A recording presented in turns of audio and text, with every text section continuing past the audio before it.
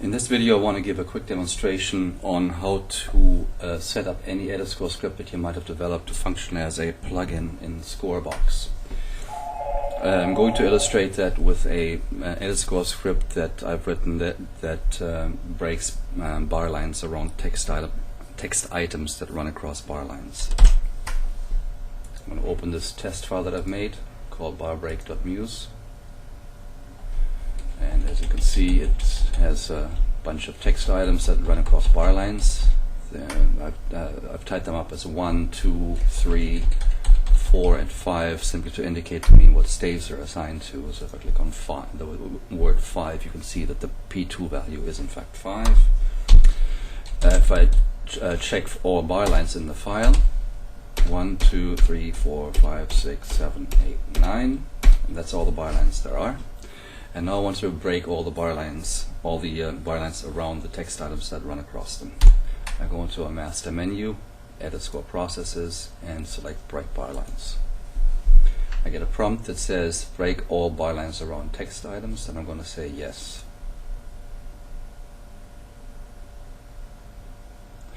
And the process is now finished. Up here is a window that says accept the modification. I'm going to set this aside for now, because I want to actually have a closer look and see if the results are what I want.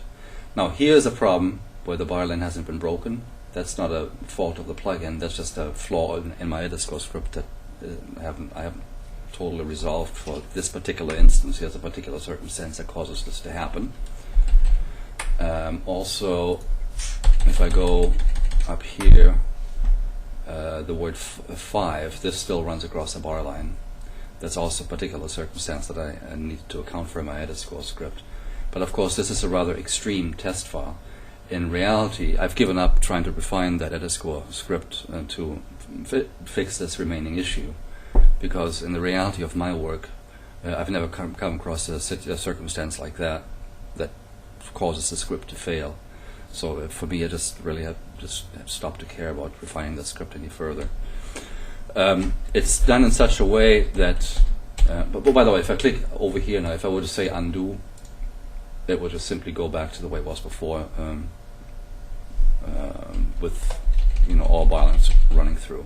So let me run the script again.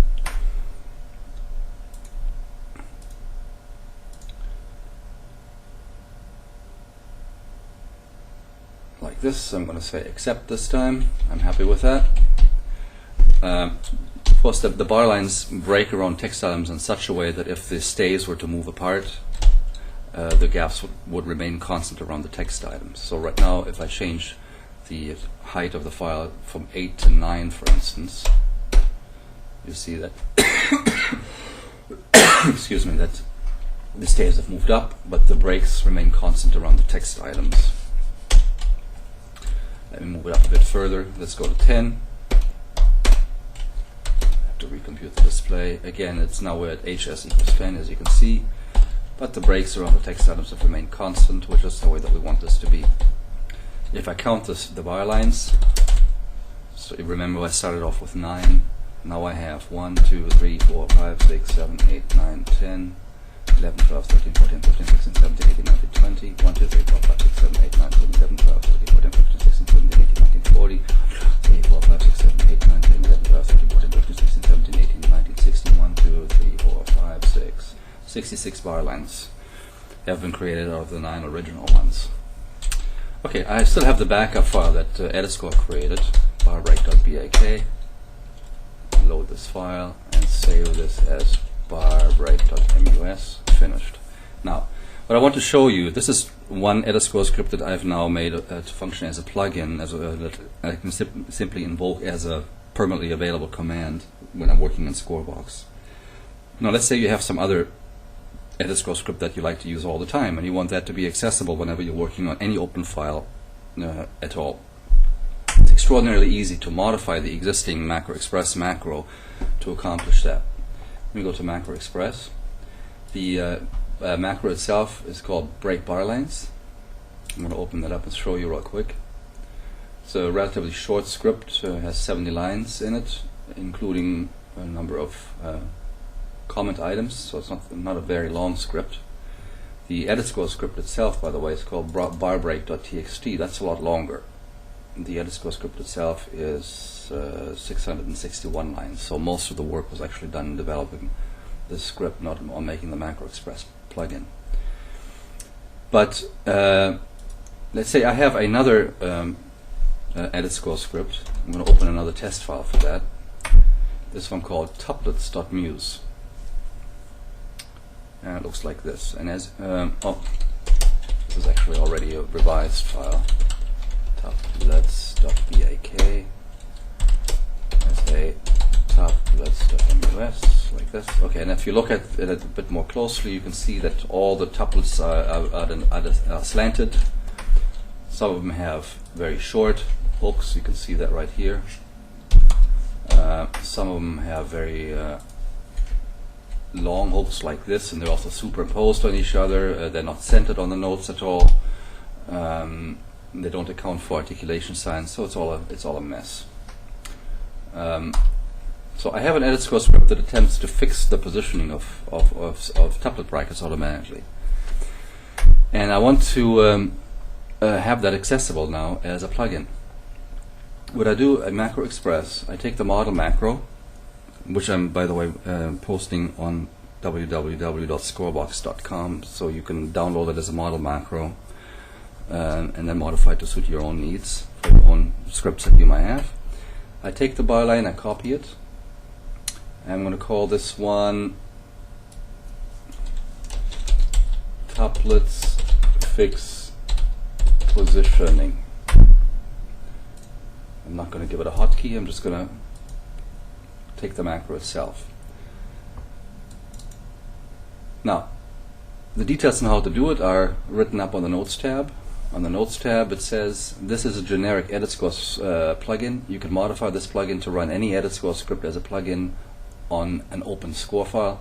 To do so, follow these instructions. Number 1, place your EditScor script into a directory entitled ES scripts that must reside inside your ScorBox support file directory, as indicated in your environment user variable ScorBox support files.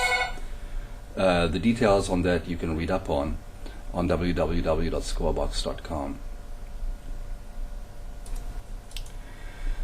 Next it says, in line 9 of this macro, open the if message item and modify the prompt to suit your needs given your EditScor script. So I'll do that. I'm going to change this from break bar lines to fix tuplet positioning, with the question being fix the positioning of all tuplet brackets, question mark, and then I'll have the option to say yes or no.